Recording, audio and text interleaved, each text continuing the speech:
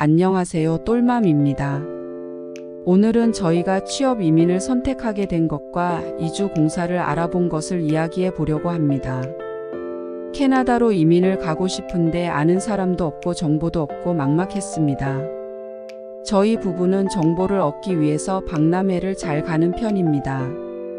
결혼도 데이트할 것이 없어서 결혼 박람회에 놀러 갔다가 스드메가 160만 원에 해결되는 것을 보고 오늘만 할인하는 금액으로 계약이 가능하고 몇 년 뒤에 해도 유효하다는 말에 계약금 10만 원을 주고 돌아왔다가 결혼을 했습니다. 참 대책 없는 사람들입니다. 유튜브에서 네이버 판매가 유행하길래 회사 때려치고 인터넷 판매를 해볼까도 생각했었습니다. 원래 무역을 했던 사람이라 중국 배송 대행을 하려고 했는데 코로나가 터지는 바람에 접었습니다. 나중에 네이버와 쿠팡의 물건을 판매하는 회사에서 잠시 MD 일을 했었는데 개당 마진이 얼마 남지 않고 물건 수급도 힘들어서 시작하지 않은 것이 다행이라고 생각했습니다. 회사 다닐 때는 몰랐는데 세상에는 사기꾼들이 많더라고요. 이민을 준비할 때도 이민 유학 박람회를 방문했습니다. 이민과 유학에 관심 있는 사람들이 정말 많더라고요. 이민을 하는 방법에는 크게 취업 이민, 유학, 사업 이민, 투자 이민이 있습니다.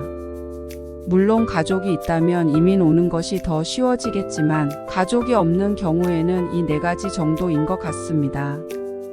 투자 이민은 돈이 많아야 해서 패스하고요. 사업 이민은 처음 가는 캐나다인데 사업이라는 리스크를 지고 가기 싫었습니다.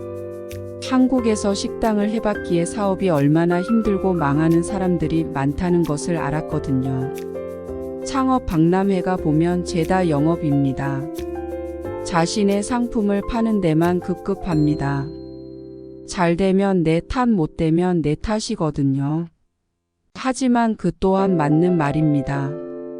프랜차이즈에서 매출만 알려주고 사람들에게 운영하기 쉽다고 말을 하거든요. 구멍가게 사업도 결코 쉽지 않습니다.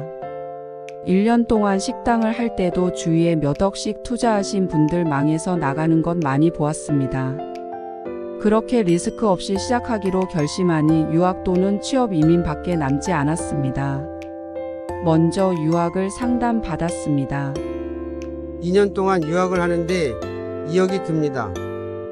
부스에 앉자마자 금액부터 말하더라고요.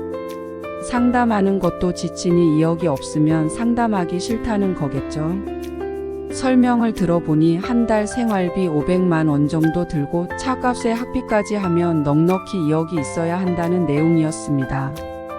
온타리오주에 있는 학교라며 설명을 하시는데 저희 가족 상황을 듣고 남편이 요리사라고 들은 후 갑자기 저는 공부를 하고 남편이 워킹 퍼밋이 나오니 남편 쪽으로 영주권을 진행하는 가장 빠르게 영주권을 받는 방법이라고 하더라고요.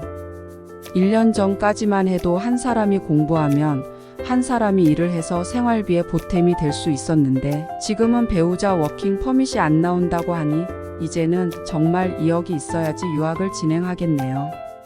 인터넷에서 취업 이민을 보고 간 터라 그럼 남편이 취업을 먼저 하면 안 되겠냐고 하니 본인은 그렇게 이민을 온 사람에 대해 들어본 적이 없다고 했습니다.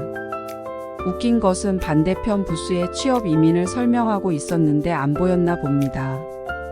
지금 생각해보면 온타리오주는 영주권이 나오기 힘이 든 곳이고 소개시켜주는 학교는 한국 학생이 넘치는 곳이라고 하더라고요.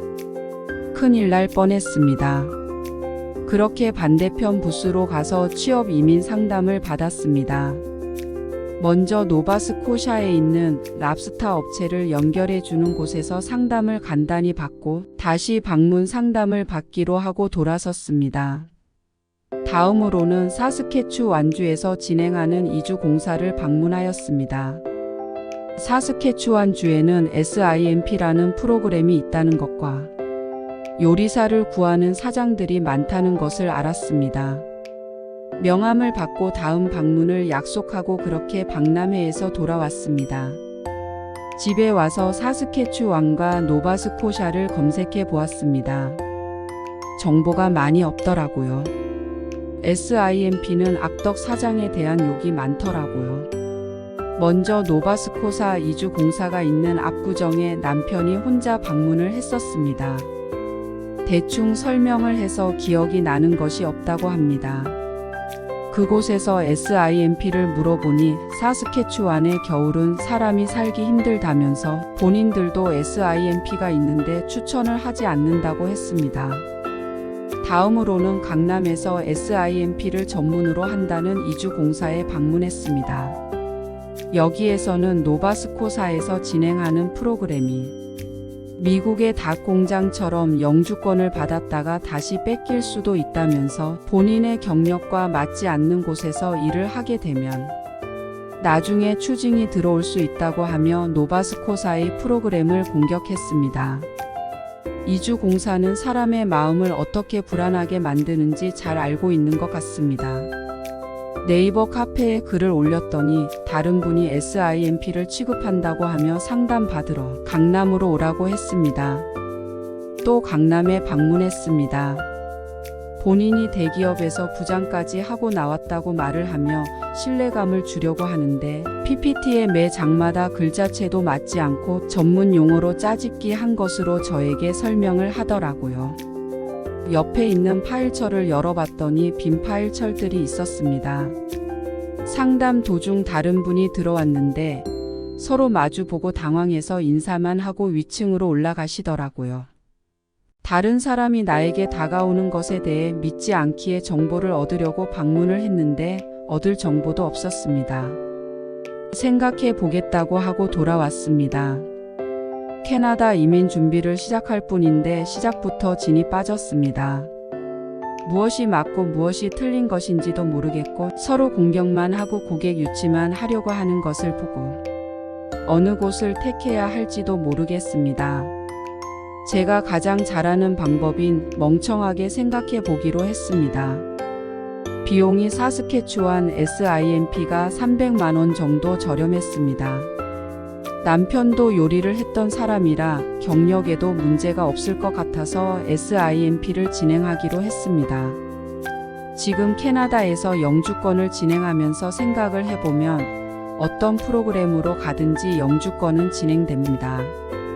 이주공사는 고객을 유치하기 위해서 오버하는 겁니다. 문제는 한국에 있는 이주공사들이 영업만 하기 때문에 아는 것이 없다는 것입니다. 이주공사 사람들은 SK주에서 겨울을 지내본 적도 없습니다. 겨울 날씨가 걱정되어 문의를 하니 사람 사는 곳이에요. 이 정도만 대답한다는 것입니다. 그러니 너무 많은 것을 이주공사에 기대하지 마세요. 그냥 일자리 소개시켜주고 영주권 진행하는 것에 만족하고 진행해야 정신 건강에 좋습니다. 이주공사에서 캐나다 건조기에 한국 옷 빨래하면 어른 옷이 아이 옷처럼 줄어버린다고 해서 한국 옷 버리고 왔는데 한국 건조기와 똑같습니다.